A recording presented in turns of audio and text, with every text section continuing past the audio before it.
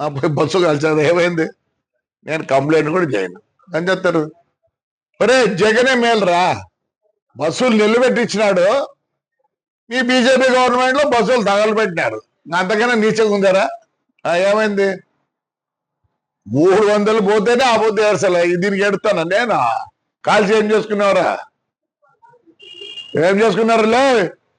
పీకినారా? జగన్ రెడ్డి మేలు కదా మంచోడు. జగన్ రెడ్డి మేలు కదా మంచోడు.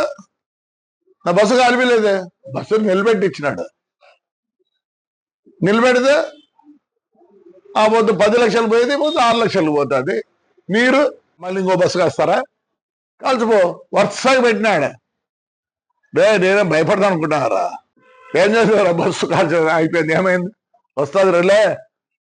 అది మా డ్రైవర్కి చిన్న, ఎందుకంటే కోర్టులో ఉంది. జనవరికి వస్తే నేను మామూలుగా పాత బస్సులు 10 లక్షలు అయితే వాళ్ళు 5 లక్షలు ఇస్తారట. ఎందుకంటే ఇన్నేళ్ళు నాకు పని చేసినారని. ఒక జీవితం నాశనం చేసినారా. శివాలయం పడిపోయిందిరా, చేపిస్తానంటరా. వెంకటేశ్వర స్వామి పడిపోయిందిరా, చేపిస్తానంటరా. పెద్దపోపూరులో అశ్వర్థం చేపిస్తానంటరా. 4 కోట్లు 3 కోట్లు అవుతుందిరా. గవర్నమెంట్ 80 లక్షలు ఇచ్చింది. 650 సంవత్సరాలు గుళ్ళురా. మీ పార్టీ పేరు చెప్పుకో అమ్ముకుంటారు.